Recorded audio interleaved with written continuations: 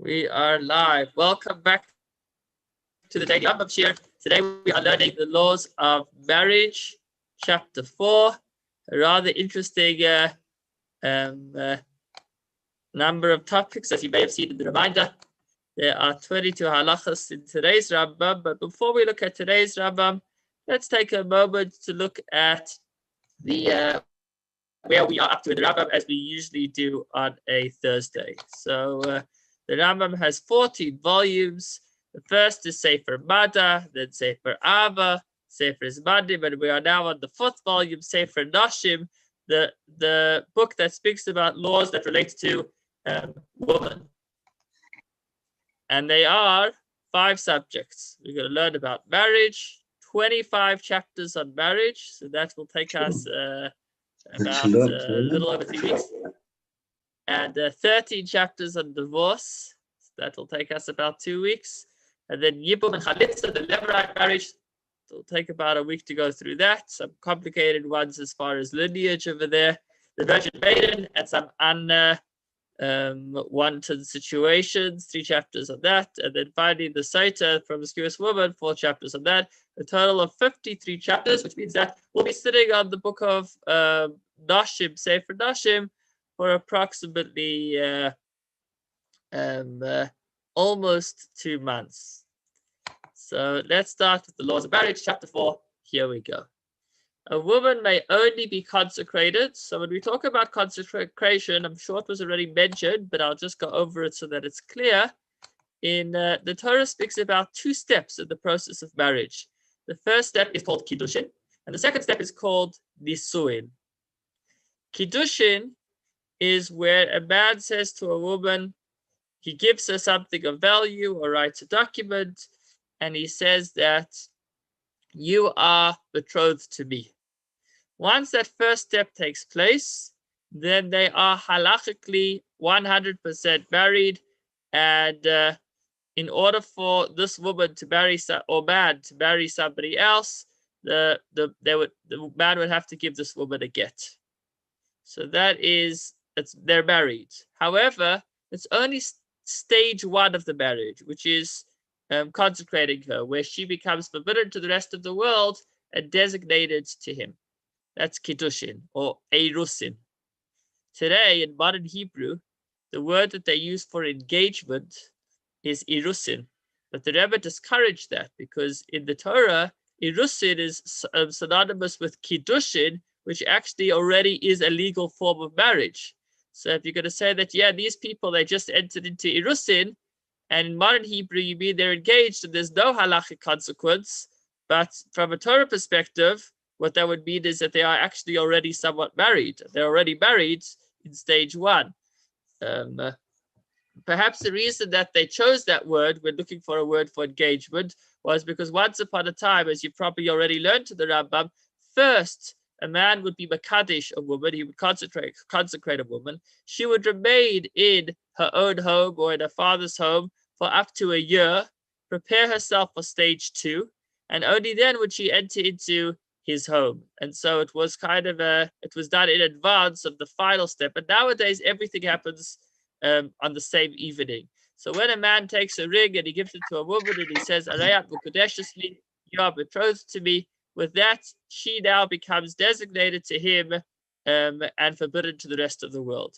The second step of marriage is Nisuin, which is where he actually takes her into his home and they live together.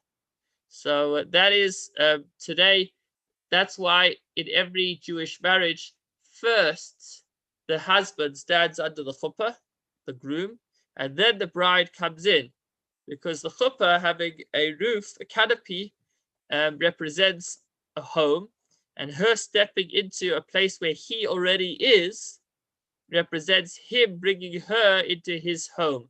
That's one form of nisuin. It happens in a few different ways. Another way would be the yichud room, when they are in seclusion. In fact, halachically, the groom should actually own the yichud room to some extent. And so if it is in the hall, generally when you rent a hall, you are also paying for rental of the yichud room. That way he is bringing her into his home. Okay, this isn't precisely what the Rambam is speaking about today. So why did I mention it? Because the Rambam starts with the words that a woman may be consecrated. And I'm pointing out that's the first of the two steps of marriage, only voluntarily. If one forces a woman to be consecrated, she is not consecrated. So were a man to force a ring onto a woman's finger, then there would be no marriage. Even though he said Harayat Mukudeshesli, it is of no consequence. However, were a man to be forced to consecrate a woman, then he can be forced and she can't be forced. So why this distinction between the man and the woman? So I'm going to leave it beyond the scope of today's class. A man may consecrate many women at one time. So biblically speaking, a man was allowed to have more than one wife. That said, he would have to care for each of them in a unique way, which would mean that what would end up happening is that he would need to have 4 homes, 1 home for each of his wives, and then he would need to rotate between the different homes. So they would each certainly need to be given their own space. But then approximately, 1,000 or 2,000 years ago, Rabbeinu Gershom issued a decree, a takana, that a man may not have more than 1 wife because of the strife that was coming as a result of that. He made that ban only for 1,000 years. Sorry, not 2,000 years ago. I think it was 1,000 years. He made the ban only for 1,000 years. And once the 1,000 years were over, then halachically it no longer became an absolute, the same level of a law, but still it remained as the standard practice. Now, why do I say that? Because in modern times, there can be scenarios where for whatever reason, a man is unable to give a get to his wife. Whether it be maybe because she has become insane, or because she seems to have, maybe in a case of, I don't know, where there was some kind of catastrophe and there's no halachic evidence that she died, but 99% chances that she's gone. There are unique scenarios where today a man will be allowed to remarry even without giving a get to his first wife, but these are only in exceptional circumstances, and for this you would need what's called heter meya rabbanim.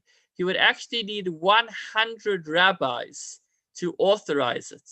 So this is an interesting discussion, but the point of the matter is that biblically speaking, a man would be allowed to have more than 1 wife, provided that he provided for each of them in the right way. It is worth mentioning that although Rabbeinu Gershon made this enactment, it was accepted in most communities, but not in all communities. And therefore, up till date, there are certain Sephardi communities where the man still does have more than 1 wife. And in their communities, it's halachically accepted because this ban of Rabbeinu Gershon never reached their communities. And whenever the sages would institute a law, a condition of the law being binding would be that it was accepted at the time by majority of the community. So there are certain communities where that law never reached them to date, but 99%, pretty much almost all of halachic authorities today stand by it, and therefore a man would not be able to remarry until he gave a get to his first wife. But biblically speaking, the phenomena could exist, and that's, I guess, what the Rambam is speaking about over here. Let's take a look back at the Rambam. So the Rambam says a man may even consecrate many women at once, provided that he does so by transferring money, and there's enough money to give each one of them at least the value of a pruta. Pruta is the minimum amount that a man needs to give to his wife. I don't remember offhand exactly what that monetary value is today. It could possibly be Googled, or maybe ask tomorrow's rabbi. One of these women or another person may accept the money on behalf of them all, provided they consent. So this is a concept of a shliach. The woman may make an agent in order to receive the ring that the man is using to marry her. So although typically in a regular marriage, the man places the ring onto the woman's finger, in theory and in practice, if there was a circumstance where the woman would be unable to receive it onto her finger, she is able to appoint a shliach, an emissary, to receive it on her behalf. And then at the moment that that emissary would receive the ring, then that woman would become married. So I don't know what the scenarios would be, but I guess there can be far-fetched scenarios. I don't know, maybe in a case of prisons or who knows what, where one would be able to marry a woman via an emissary. I don't know if the Rabbanim would allow that today, because understandably this could lead to many complications. Okay, so when a person desires to consecrate a woman, and with her consent gives the condition to another woman, and tells the second woman, and you as well, I'm not just marrying Sarah, I'm marrying Rivka too. I'll use this another similar expression, and obviously the second lady that was receiving the ring, so there's a minimum amount of that he has to give, but an average gold ring is much more than that. So he was going to marry Sarah, and Sarah says to him, you know what, I'm really excited about this marriage, but for some reason I can't accept it. Why don't you give the ring to Rivka instead? And he goes and he gives the ring to Rivka, and he says, you know what, Rivka, I also want to marry you. So when you're receiving this ring, you're not just receiving it for the other lady, I want you to receive it for yourself, but then the ring will belong to both of you. So if she consents to that, even just by not arguing and just remaining silent and going with it, then they would both be married to him. Obviously, provided that they're not siblings, because a person cannot marry two sisters, which is another interesting discussion regarding Jacob. When, however, the man places the condition in the hand of the second woman and says, and you, but he doesn't spell it out. He doesn't say, and you as well. So he just says, and you. So then it's not so clear. Did he mean that he is marrying her, or that he's considering it? Perhaps his intent was only to clarify her feelings. And he was saying, and you, like, how do you feel about me marrying you as well? So since it's unclear, then it would be a Sophic Kiddushin. She would be possibly married, and therefore he would have to give her a get in order for her to marry somebody else. You know, we're learning these halachas, so they may sound really hard to visualize or to picture. And maybe I would even discourage you from trying to visualize and picture them, because it's important to point out that every section of Torah is part of Hashem's wisdom, and it's not so much about it actually happening, but as the Tanya says in chapter 5, even if there's a particular law that never did happen and never will happen, it still remains the wisdom of Hashem. And when we study it, we connect ourselves with Hashem. Now, you might wonder, seriously, how am I connecting myself with Hashem by talking about these interesting scenarios of marriage? So the Tanya gives an analogy to that in chapter 4, the end of chapter 4, of if you were to hug the king, then it doesn't make a difference what the king is wearing. The king is inside of it. And similarly, when it comes to Torah, although sometimes the Torah may dress itself in a particular way where the laws don't seem so spiritual and meaningful, inspirational, but those are just the garments. Within that is Hashem himself. So regardless of the subject matter, as long as we are studying Torah, we do have this unique opportunity to connect with Hashem, and that's what I would encourage you to focus on as well as we go through these halachas. But certainly apply your minds and try to understand them to the best of your ability. If he told her, become consecrated to me with this dinner, and she took the ring or coin or whatever it was, and she threw it in front of him, or into the ocean, or into a fire, or into anything that will cause it to be destroyed, then there is no marriage, because it's her way of saying, no, thank you. If she told him, give it to my father, or give it to your father, or give it to so-and-so, then she is not married. Because again, she's basically telling him, go fly a kite. If she told him, give it to him so that he will accept it on my behalf, so, that's a really expensive ring, I don't want to lose it. Can I ask you for a favor? Instead of putting it on my finger, can I ask you to give it to my father? He'll put it straight into the safe. So then the moment he gave the ring to her father, she would be married, since her father is accepting it on her behalf. So if she says to him, give it to my father, then she's telling him, go fly a kite. But if she says to him, give it to my father to look after it for me, then she's saying, yes, I accept the marriage, and with that they will become married. If the woman told the man, place the condition on this rock, she's not married. If the rock belonged to her, she is married. If the rock belonged to both of them, then it's questionable whether they're married.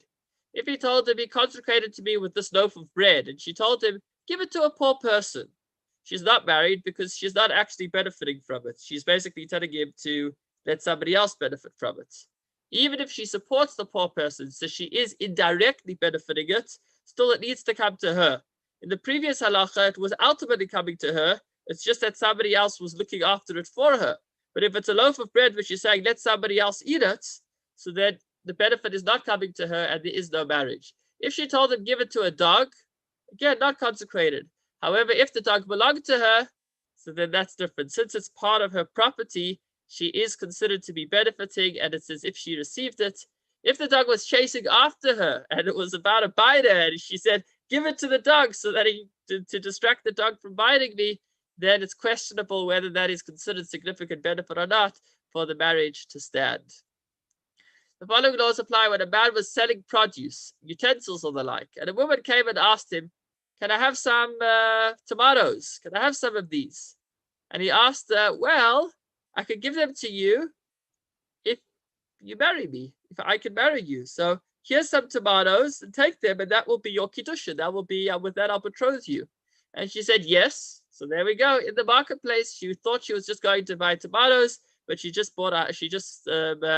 consecrated herself to her husband. If, however, she replied to him, just give it to me, chuck them over, or another reply, that means stop messing around with me with regarding to such matters, just give me what I asked for, and then certainly she would not be married, although he gave her what she asked for. A similar decision is rendered if a man was drinking wine and a woman asked him, can I have a cup? And he asks her, if I do, will you be married to me? And she says, just let me drink, or just give it to me, serve it to me, dish it out, and then she's not consecrated. Her words imply, just give me a drink and don't fool around with me regarding such matters. So those were with regards to different dialogues or and their consequences on the marriage. Let's look at witnesses. That's a key part to the marriage. So we're covering all different angles and aspects of the marriage. We spoke about how a woman cannot be forced. We spoke about an agent marrying more than one woman, different dialogues. Now let's talk about the witnesses. So when a man consecrates a woman in the presence of one witness, then his condition are of no consequence, because we know that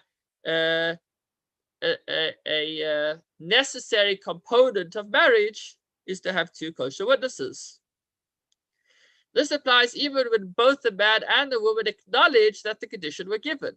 So the Rambam is distinguishing over here between the interaction of marriage, the betrothal of marriage, and any other type of interaction. If me and my brother come and we both agree that I gave him $100, even though there's no witnesses, the moment we both agree on it, then it's as if it happens. And then he will need to return those $100 if it was a loan. In the case of marriage, even if the husband and wife both say, yes, we want to be married, and he gave me the ring and I accepted it, so you'd say, okay, the marriage took place and they agree on it. Well, the Rambam is saying the marriage did not take place, because a necessary component in marriage is witnesses. And so even though they both agree that she received the ring, and he said, Harat Mukadeshusli, that was of no consequence because there were no witnesses present.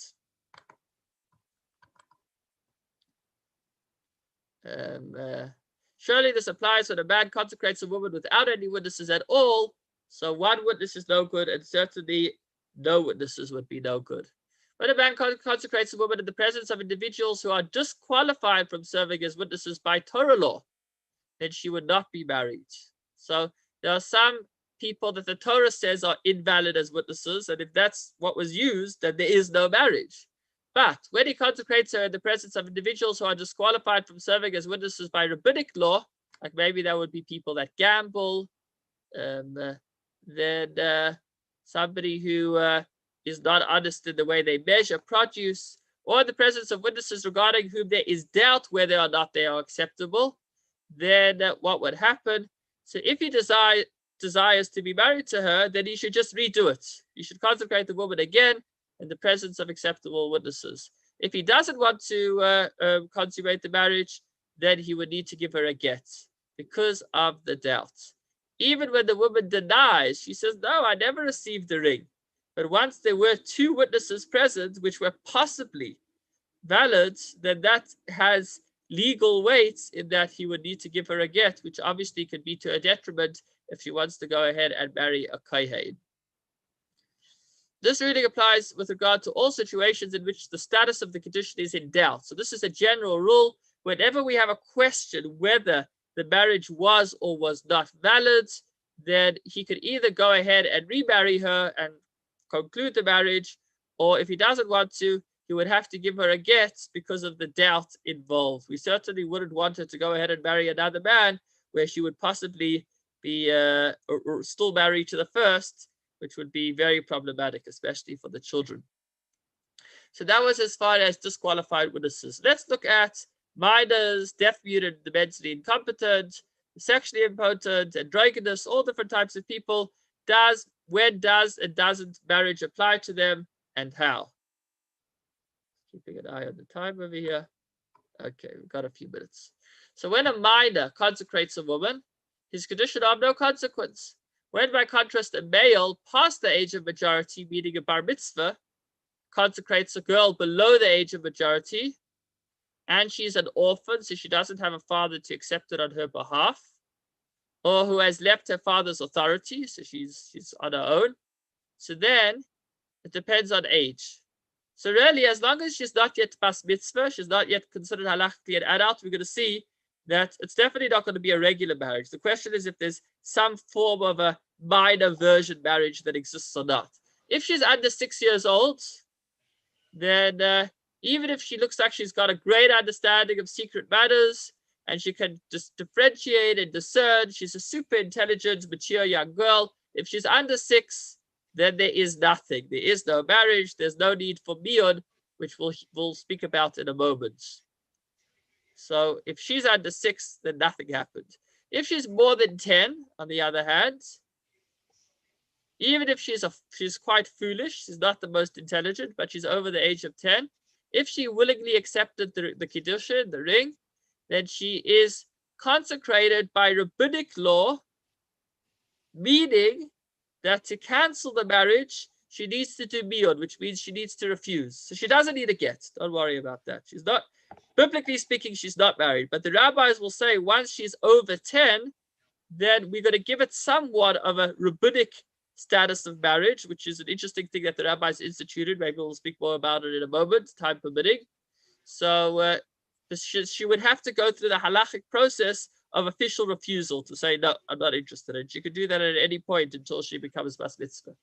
If she's older than 6, between the ages of 6 and 10, then we'll look how intelligent, what her abilities are to discern. If she's able to differentiate and discern with regard to matters of marriage and kiddushin, then she would be rabbinically married as far as requiring miyun, refusal, if she wanted to get out of it. If she lacks this degree of discernment, she is not consecrated at all, and it's as if she's under 6, and so nothing took place. So what exactly is this miyun that we're speaking about? What does it mean that she's consecrated by the rabbis and needs miyun? So if she was consecrated but no longer desires to remain with her husband, she must perform miyun in the presence of 2 witnesses and say, I no longer desire him. That's it. No get required. As long as she says, I no longer desire him, she leaves the relationship without a divorce, as will be explained in the next section of the Rambam, the laws of divorce. Why does she leave the relationship without a divorce? Because the consecration is not absolutely binding according to the Torah. It's something that the rabbis put in place. According to Torah law, it's kind of pending until she becomes bas mitzvah. If she continues living with her husband until she reaches the age of majority, then the kiddushin is finalized, and she becomes a married woman in the complete sense of the term. There's no need for her to give her another ring. If she does not want to continue living with him, she just needs to perform miyun, which we said is refusal, and she could leave. Okay, so moving on to deaf, muted, mentally incompetent. I'm sorry I put them on the same line. Each of them are obviously very different, but halachically, they're also different. So really, I guess I was saving unnecessary space. When a male deaf mute, so a cherish in Hebrew is a male deaf mute person, or somebody who can neither speak nor hear, and a cherish has his own halachic category in Judaism. So if a deaf mute marries a regular woman, a mentally competent woman, or a deaf mute woman receives marriage from a regular man, then the marriage bond is not absolutely binding according to scriptural law. It is a rabbinic institution. Therefore, if a mentally competent man consecrates the wife of a deaf mute man, so this is interesting. So a woman got married to the first guy, but she was deaf mute. Sorry, the woman married Jack, but Jack was deaf mute. And then John went and married her. So usually once a woman's married, then the second marriage is just an act of futility. But in this instance, since the first marriage wasn't scripturally binding, when John comes along, then she can actually, and he marries her, she'll actually need a get from him because the first marriage wasn't scriptural. Yeah, kind of complicating. And so she would need a get. When, by contrast, a mentally incompetent man, a shaita, consecrates a mentally competent woman, or a mentally competent man consecrates a mentally incompetent woman, there is no marriage. So somebody who is considered mentally, halachically incompetent, marriage does not apply to them.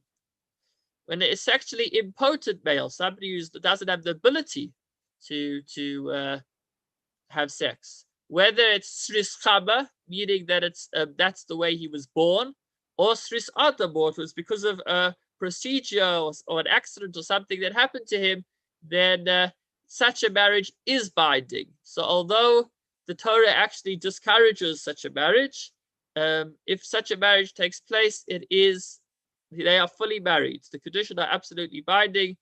Similarly to a woman that doesn't have the ability to have children, it's a regular marriage. A tumtum and androgynous are people that we're not sure if they're male or female. So, so whether they were on the giving end, like playing the role of man, or on the receiving end, playing the role of woman. So there's a question whether the kiddushin, the marriage took place, and a get would be required because of the doubt. And finally, we'll talk about, wow, this is a long one. The next 12, 13, 14, 15, 16, 17, 5 halachas speak about forbidden marriages. I see we're pretty much out of time. We'll speak about somebody drunk, using items of insufficient value, and finally, we'll go back again to giving the ring. We're not going to cover all of it, but we'll do to the best of our ability. So let's see how quickly we can go through this. So if a man marries a woman that the Torah forbids to him scripturally, like his sister, so then nothing happened. If a man says to his sister, he gives her a ring, that's of zero consequence, because conditions are not binding. There's one exception, and that is if a woman is in the state of niddah, at a time of a period where she is scripturally forbidden to have relations. So still, if a man married a woman in such a state, the marriage would be binding. So that often is the case. When planning a wedding, we don't know what the woman will be up to necessarily. They can only try to the best of their ability. And if for whatever reason she is in a state of niddah, then the marriage is fine. When a married woman, this is an interesting one. A woman was married, and in the presence of her husband, she goes ahead and marries somebody else. So we say she's actually married to the second person, because she would never in front of his face do that unless there was actually a get that had already been given. However, if she went ahead and married somebody else in the first husband's absence, then that's no proof. It could be that she's just obviously up to trouble. Then there's shniyos. Shniyos are something that the Torah also forbids, but not to the same degree. So there are some women that the Torah forbids as arayos, that the punishment is kares, that the soul gets somewhat cut off. And the other woman that the Torah forbids one from marrying, but the punishment isn't as severe. And such a woman, if they were married, then the marriage would actually be binding. With regards to a yibum, there's doubts. And as we said, whenever there's a doubt, a get should be given. If a man marries a Gentile woman or a maidservant, then there's of no consequence. It's as if nothing happened. Okay, and the reverse. When an apostate Jew consecrates a woman, his conditions are absolutely valid. This is a famous halacha. So although halachically, when a person rejects his Judaism, he isn't always treated as a Jew, although he is a Jew. In this scenario, he is. Why? Even though he worships another idol, he considers himself part of another religion, he is considered marriage. The Gemara says, because you never know, he may have had a thought of teshuvah. That point is something that Chassidus speaks a lot about, that even the biggest sinner may in one moment have had a thought of tshuva, in which case his marriage would halachically is therefore binding. Then he speaks a lot about a woman that's considered half maidservant. I'm not going to get into that because it's a bit complicated and we're out of time. Let's look at 18. If a drunk man gives a woman kiddushin, it is valid unless he's super drunk. If he's reached the drunkenness of lights, then the kiddushin of no consequence. If a man gives money worth less than a pruta, then again it's void. If he gives materials, then it becomes questionable because it's debatable when you talk about the value of something, right? Here it's not worth a pruta, but maybe somewhere else it is. So he speaks about that. So she would be doubtfully married.